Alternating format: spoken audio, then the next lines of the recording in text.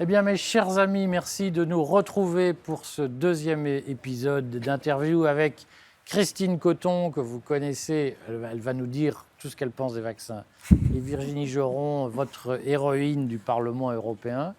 On va aujourd'hui parler des vaccins, de la vaccination, du rôle de la Commission européenne dans la vaccination. On va aborder la question de pourquoi Ursula von der Leyen a-t-elle fait autant de bien, si j'ose dire, à Pfizer et à son PDG Albert Bourla. Mais je voulais commencer, Christine.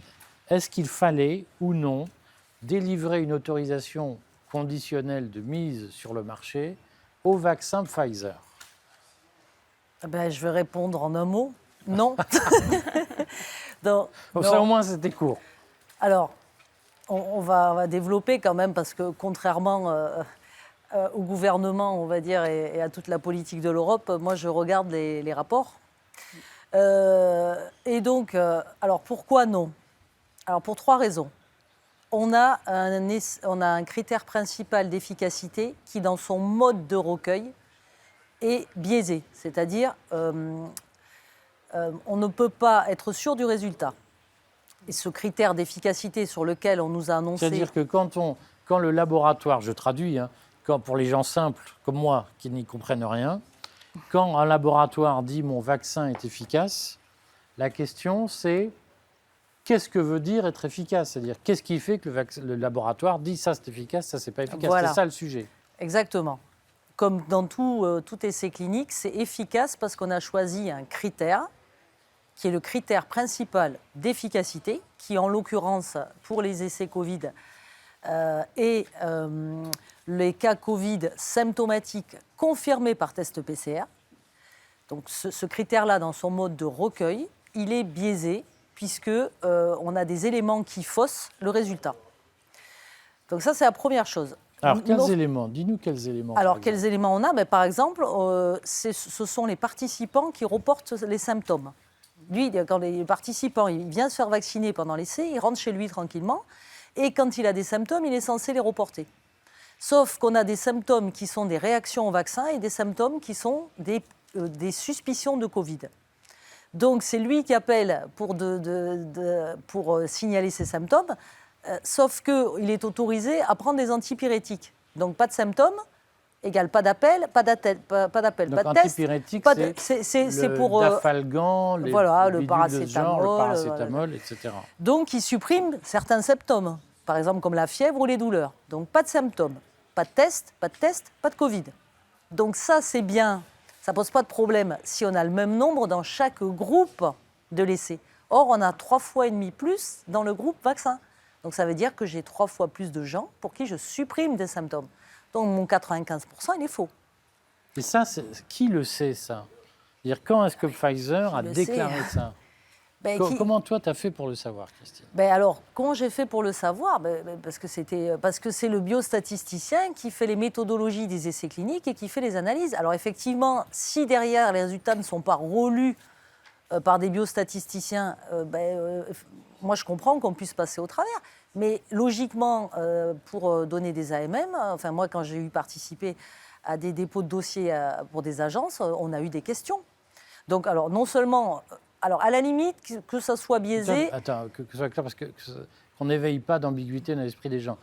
Toi, tu n'as pas participé à des essais du vaccin Pfizer. Bien sûr que non. C'est dans d'autres, dans ta vie antérieure. Exactement. Tu fais du test pour les laboratoires pharmaceutiques. Toi, tu ne fais pas comme ça. Quand je faisais les analyses statistiques de certains produits qui ont été envoyés aux autorités, ma société, et puis moi aussi, puisque je validais un certain nombre de résultats de mes salariés statisticiens, donc on avait des questions des agences. On a pu avoir des questions de la FDA qui nous a dit oui, mais ça, comment ça se fait que vous avez fait? C'est logique. Donc la FDA, je traduis pour la fédérale Food Drug Administration. Donc c'est l'agence américaine, l'équivalent de l'agence de sécurité de l'EMA américaine. Voilà. Donc alors on a ça. Donc et ce critère-là, finalement, cas Covid symptomatique confirmé par test PCR, pour moi, il n'est pas représentatif de la vie réelle. Alors ça, c'était pour l'efficacité. Ça veut dire quoi? Alors ça veut dire qu'en vie réelle, les cas Covid, ils ne sont pas seulement cas Covid symptomatiques confirmés par test PCR. Alors effectivement, on fait des tests PCR, mais on peut savoir qu'on a eu le Covid, par exemple, avec des sérologies antinucléocapsides. Ça va nous dire si on a été positif ou pas. Donc, je disais au moment où j'ai écrit cette expertise de l'essai que le labo aurait pu procéder à des sérologies pour savoir si les gens avaient eu le Covid pendant l'essai ou pas. Qu'est-ce que ça aurait changé au résultat? Alors, justement, on va y venir, puisqu'ils l'ont fait. Donc ça, c'était le premier point, l'efficacité. Le deuxième point très important, c'est la fameuse immunogénicité, c'est-à-dire combien de temps ça me protège. Et ça, c'est sur la base d'anticorps qui ont été mesurés, qui sont les anticorps neutralisants. Donc là, qu'est-ce qu'on voit? On voit que dans l'étude préclinique sur les singes, on a ces anticorps qui, au bout de 2 mois après vaccination, commencent à diminuer. Ça, on le retrouve dans la phase 1, 2, les résultats chez l'homme, dans la phase 1, 2. Et qu'est-ce que je vois dans ma phase 3? On ne fait aucun dosage de ces anticorps après ces fameux 2 mois après dose 2. Donc pourquoi je n'ai pas de dosage des anticorps à 3 mois? Est-ce que ça aurait permis de montrer que l'efficacité du vaccin s'effondrait 2 mois après l'injection? Ça aurait permis de montrer que les anticorps diminuaient à 3 mois, puisqu'ils avaient déjà commencé à diminuer à 2. Donc on voit mal comment quelque chose qui a commencé à faire ça serait subitement remonté à 3 mois. Donc qu'est-ce qu'on aurait vu? Ça. Qu'est-ce qu'on aurait dit au laboratoire? Messieurs, merci d'être passés. Reprenez votre truc, votre durée de protection dure 3 mois. Et qu'est-ce qu'on sait? C'est qu'en décembre 2020, comme par hasard, on a donc Pfizer qui étudie un boost. Alors que nous, on nous serine à la télé, oui, 2 doses, et puis vous allez retrouver votre vie normale. Et dès décembre 2020, ils étudient un boost. C'est fortement pratique quand des mois après, donc, parce que visiblement, eux n'étaient pas au courant, des mois après, ils nous annoncent que c'est bête, alors l'immunité, on s'aperçoit que les anticorps diminuent au bout de 4, 5, 6 mois. Puis alors maintenant, on le sait, ça diminue tous les 4 mois. Donc, qu'est-ce qu'ils vont nous dire? Il faut aller se faire vacciner tous les 4 mois. C'est ce que Mais ça, on le sait depuis le mois de décembre. On le sait depuis le mois de décembre. Pour quelqu'un qui sait lire les résultats. 2020. D'accord. 2020. Pour quelqu'un qui sait lire les données, tout est déjà dans ce rapport-là. Alors, on n'a que confirmation après dans les autres. Alors, le troisième point, c'est qu'au niveau du suivi des participants au moment où on fait l'analyse intermédiaire, donc on a les gens, ils sont recrutés dans l'essai. Au bout d'un moment, on dit hop, on arrête, on fait l'analyse intermédiaire. Et là, ces gens qui ont été recrutés, ils ont entre, on va dire, 15 jours de suivi jusqu'à max 3 mois. Et la moitié à moins de 2 mois. Donc déjà, quelle est la justification médicale pour analyser à ces fameux 3 mois? Puisqu'en plus, encore une fois, on n'a pas dosé les anticorps à 3 mois. Donc là, qu'est-ce qu'on peut observer sur une durée de suivi comme ça? On va regarder les effets court terme, les effets indésirables à court terme. Au niveau de la tolérance, on ne va pas voir ni le moyen terme, ni le long terme. Ce qu'ils écrivent dans leurs documents. Et donc, comme dans tous les essais, on a un certain nombre de populations non étudiées, qui sont les femmes enceintes, les patients immunodéprimés, les patients fragiles avec comorbidité. Il n'y a pas d'études d'interaction avec d'autres vaccins. Pas d'essais cliniques sur ce sujet-là au moment où on donne les autorisations. Alors, admettons, on fait une erreur en décembre 2020, enfin une erreur, on va dire on va un peu vite et on dit, l'urgence, voilà, c'est l'urgence, blablabla, on va tous mourir. Donc, admettons, on donne la première autorisation. Mais cette façon de procéder, maximum 3 mois, pas de dosage des anticorps, ce critère principal un peu branlant, on va dire. On refait la même chose en avril 2021 sur les 12-15 ans. Et on refait encore la même chose en octobre 2021. On refait la même chose. C'est-à-dire qu'au moment où on fait l'analyse des 12-15 ans, on a toujours la même durée de suivi, les mêmes max biais 3 mois, méthodologiques. les mêmes biais méthodologiques, la même façon de recueillir. Et on ne se dit pas à ce moment-là, quand on est une agence, alors on a été un peu vite la première fois parce qu'il y avait l'urgence, blablabla. Là, peut-être pour les ados et puis les enfants, on va avoir une durée d'observation plus longue, surtout qu'on est sur des échantillons faibles.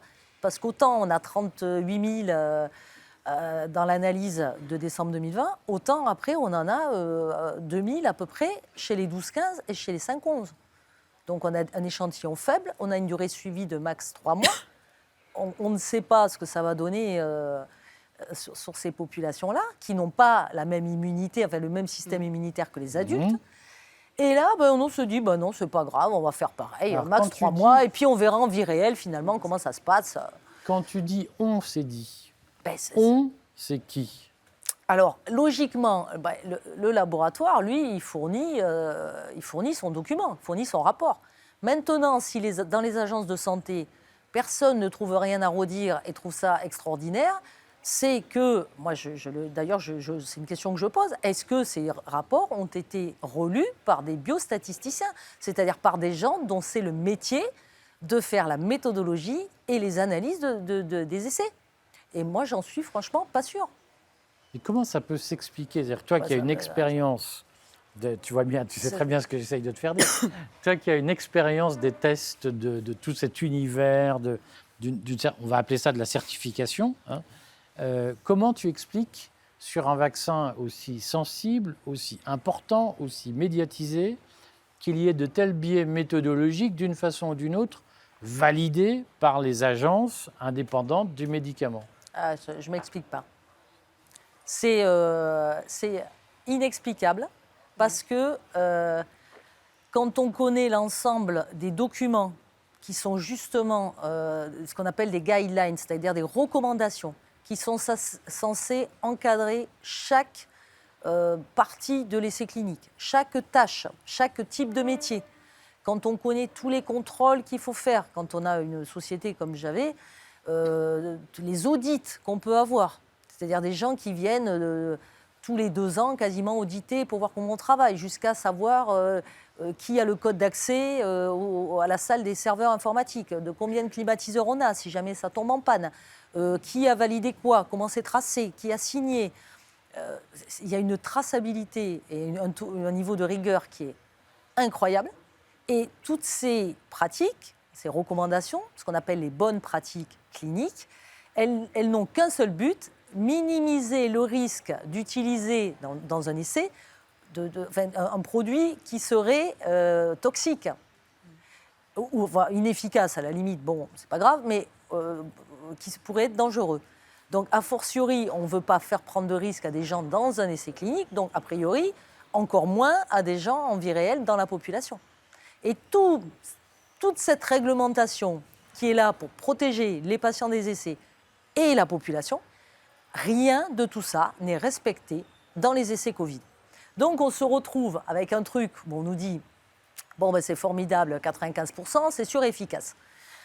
Alors maintenant, on a cette histoire des données qui ont été rendues publiques par procédure aux États-Unis. Et là, en fouillant dans ces données, on s'aperçoit qu'on va trouver un certain nombre de choses qui vont aller dans le sens de ce que j'ai écrit dans mon rapport, en fait. Alors, je ne sais pas si on en parle tout de suite ou si on y reviendra. On va quand même, parce qu'il y a les gens qui te regardent. Christine se pose une question, c'est est-ce qu'il y a, je vais la poser de façon provocatrice, je sais qu'elle me dira non sous cette forme, est-ce qu'on peut déduire face à cette espèce d'indulgence étonnante dont Pfizer a bénéficié, est-ce qu'on peut déduire qu'il y a des complicités au sein de la commission entre Pfizer et les autorités publiques, puisque ce sont les autorités publiques qui décident des achats de vaccins? Effectivement, c'est une question qu'on se pose, et moi aussi, parce que quand on voit toute cette stratégie mise en place par la Commission, un achat démesuré de doses, il y a 1 an, ils savaient déjà à l'époque, et c'est bien d'avoir souligné le fait qu'il y avait déjà un problème donc, de validité de la dose, puisqu'effectivement, quand on voit qu'il y a 4,2 milliards de doses de commandées, je rappelle que la population européenne est de 447 millions d'Européens. Alors même si après on veut donner certains stocks au monde entier, je veux dire c'est à peu près 8 à 9 doses par personne. Donc, ce qui veut dire que déjà, ils savaient à la base que ce vaccin nécessitait du boost de 3, 4, 5, 6, 7 doses parce qu'il ne fonctionne pas, il n'est pas assez efficace. Donc après, effectivement, alors soit effectivement, ils savaient qu'il y avait ce problème et donc Ils auraient pu quand même nous le dire à l'avance, parce que moi, je veux bien me faire vacciner, mais c'est comme quand on achète un produit, si après, derrière, il faut acheter 3 ou 4 cartouches, on veut le savoir à l'avance, combien de doses on va avoir. Au moins, c'est honnête. Si on nous dit qu'il nous faut une dose tous les 3 mois, or, ce n'est pas du tout ce qu'on nous a vendu. On nous a dit 2 doses, c'est bon, vous êtes immunisés. Donc là, il y a déjà ce manque de transparence. Effectivement, ça pose question, parce qu'il y a toujours cette histoire de contrats cachés, parce que ce sont des contrats cachés. Et puis, on le voit bien, il y avait plusieurs concurrents au départ. Il y avait Moderna, AstraZeneca, il y avait Janssen. Puis on se rend compte qu'au final, il n'y a plus que Pfizer. Pfizer, avec Mme von der Leyen, qui va à Washington lui remettre le trophée du meilleur businessman. Elle a répondu à la question. Elle a répondu à la question. Il a très bien vendu Il a très bien vendu sa soupe, effectivement. Donc effectivement, beaucoup de questions. C'est pour ça que ce n'est pas un dossier mince. Et puis, on va voir que Pfizer, ils sont bien présents. Hein. On va voir là avec un nouveau rapport que la Commission nous propose, qui est la création d'un espace des données de santé dans l'Union européenne. Donc là, ça vient de sortir. Donc un espace de données où les laboratoires, les États membres vont faire une espèce de hub où on va échanger nos données. Eh bien, Pfizer, tout de suite, est sur le circuit et il va rentrer dans les instances pour pouvoir gérer aussi, parce que forcément, pour faire un bon vaccin, il faut qu'il intègre le réseau. Donc oui, ça pose question de conflit d'intérêts. J'en profite pour rebondir, mais on ne peut pas parler de tout, parce qu'en réalité, c'est des poupées gigognes, tout ça. Mais donc, les Français qui ont été très alertés sur mon espace santé, le fait que la France ait confié les données de santé françaises à Microsoft à un moment donné, n'ont pas encore forcément conscience qu'il y a un projet d'espace santé européen et que les données de la sécurité sociale sont censées être absorbées par un niveau européen. Mais ça fait partie du projet du portefeuille d'identité numérique. Dont nous parlerons tout à l'heure. Exactement, voilà. Parce qu'effectivement, tout est lié. Tout est lié, il ne faut pas croire que tout est fait par hasard. En fait, il y a un agenda. La question, Virginie, que tout le monde se pose, que tout le monde sait que le fils d'Ursula von der Leyen travaille chez McKinsey. Tout le monde sait que son mari, Heiko, est vice-président, je crois, d'un laboratoire pharmaceutique installé pas très loin d'ici, à Maastricht, en tout cas pas très loin de Bruxelles, et que ce laboratoire travaille dans l'univers vaccinal et a partie liée avec Pfizer. Est-ce qu'on peut penser qu'il y a aujourd'hui, dans les choix faits en faveur de Pfizer, des conflits d'intérêts qui pose de graves questions démocratiques? C'est une question qui a été posée auprès de la médiatrice européenne, puisque, comme vous le savez, il y a eu des négociations, des échanges par SMS. La médiatrice a demandé la transmission de ces SMS à la Commission, et à ce jour, il n'y a toujours pas de résultat. Donc tout ça, effectivement, vous avez raison de rappeler ce contexte qui est si particulier. Et on le voit avec un autre exemple de cette puissance des cabinets privés qui sont très présents aussi à Bruxelles. On l'a vu en France, mais tout est lié. Hein. Je veux dire, il n'y a pas de frontières. Et on le voit avec McKinsey qui vient de décrocher un contrat de 2,7 millions d'euros en pleine crise chez nous de McKinsey qui ne paye pas ses impôts en France. Donc j'ai interrogé la commission, là, je l'ai déposé la semaine dernière, où en fait la commission de Bruxelles attribue un contrat de 2,5 millions. L'objet du contrat, un rapport de 70 pages, hein, maintenant on sait ce que c'est, avec beaucoup de photos, des gros titres et c'est tout.